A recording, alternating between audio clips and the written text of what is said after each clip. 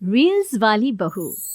प्रज्ञा को रील्स बनाने का बड़ा ही क्रेज है और वो दिन भर रील्स बनाती रहती है। खाते पीते घूमते फिरते घर में कॉलेज में रील्स बनाने के कारण प्रज्ञा पूरे कॉलेज में हाईलाइटेड है। जहां उसकी रील्स सभी को पसंद आते हैं, वहीं मनीषा चिंता में डूबी रहती है। एक रोज जब खाते हुए प्रज्ञा रील्स बना रही होती है, तब मनीषा कहती है, एक मिनट भी चैन नहीं है इस लड़की को। ये नहीं कि खाना तो आराम से खा ले, लेकिन नहीं, अरे थोड़ी देर रील्स नहीं बनाओगी तो आसमान नहीं टूट पड़ेगा।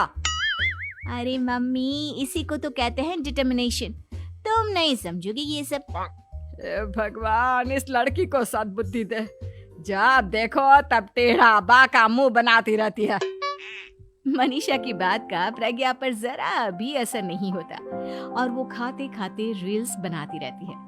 दिन बीतने लगते हैं और देखते देखते प्रज्ञा का कॉलेज भी खत्म हो जाता है।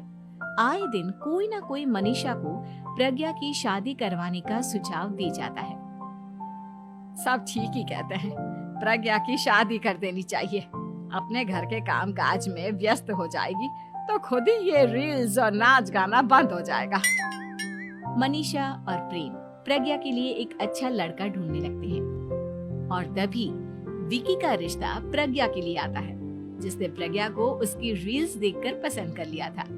अगले दिन विकी अपने माता पिता के साथ प्रज्ञा के घर पहुंच जाता है और प्रज्ञा साड़ी पहने हाथों में चाय की ट्रे लिए उनके सामने आती है। जब विकी को पसंद है तो हमें भी बहू पसंद है। बहन जी, आप बारात की तैयारी कीजिए। एक बार लड़का लड़की अकेले में बात कर ले तो अच्छा रहेगा। हाँ हाँ, क्यों नहीं। मनीषा विकी को प्रज्ञा के कमरे में भेजती है, जहां प्रज्ञा पहले से ही रील्स बना रही होती है। तभी विकी कहता है, आ गए आपके साजन जी। हमारे साथ ये रील्स कंप्लीट करती तो और भी अच्छा रहता। अच्छा जी, अब आ ही गए हैं तो बना ही लेती हूँ आपके साथ। दोनों मिलकर रील्स बनाते हैं। जब वी मीट और तुरंत पोस्ट भी कर देते हैं। फिर विकी कहता है, जब आप साड़ी में चाय लेकर आई तब मुझे लगा कि कहीं मैं गलत घर में तो नहीं आ गया। अब सही है। दोनों की शादी पक्की हो जाती है और शादी के दिन भी प्रज्ञा रील्स बनाने से चूकती नहीं। यहाँ तक कि बारात के समय भी नाचते हुए रील्स बनाती है। सभी लोग प्रज्ञा की तारीफ के पुल बांध देते हैं और प्रज्ञा नाचती गाती अपने ससुराल चली जाती है। सब कुछ अच्छा चल रहा होता है। प्रज्ञा यहाँ भी दिन भर हर चीज की रील्स बनाती रहती है। लेकिन कुछ दिनों के बाद जब सुनीता कहती है, बहू, ये रील्स के साथ साथ कुछ काम भी कर लिया करो। वैसे तुझे और क्या क्या बनाना आता है? मम्मी जी, वैसे तो सब कहते हैं कि मैं सब कुछ अच्छा बनाती हूँ, लेकिन मुझे लगता है कि मैं मैगी अच्छा बना लेती हूँ। हाँ, कॉफी भी अच्छा बना लेती हूँ और मुंह तो सबसे अच्छा बना लेती हूँ। हैं? अच्छा अच्छा।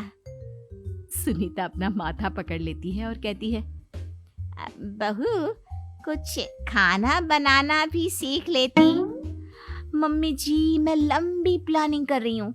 जल्दी ही मैं इतनी फेमस हो जाऊंगी कि मुझे पैसे मिलने लगेंगे। हम दोनों सास बहू राज करेंगे, राज। नौकर काम करेंगी और लोगों की तो लाइन लगेगी हमसे मिलने के लिए। तेरा दिमाग खराब हो गया है क्या बहू? हंसी मजाक तक ठीक है, लेकिन इस तरह घर नहीं चलते। जितना जल्दी हो इस घर के तौर तरीकों को सीख लो।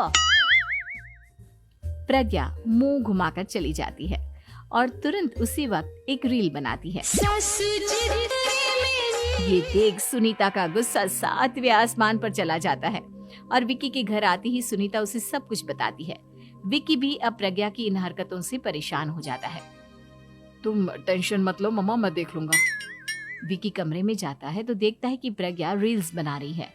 विकी बड़े ही प्यार से प्रज्ञा से कहता है, प्रज्ञा, इन सब के लिए मैं तुम्हें मना नहीं कर रहा हूँ, लेकिन फिर भी हर वक्त तो ये अच्छा नहीं लगता ना।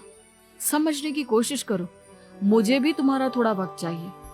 मैं जब ऑफिस से आता हूँ तो मुझे समय देने की जगह इसी में लगे रहते हो। तुम ज्यादा ही सोच रहे हो। तुम भी मेरे साथ रील्स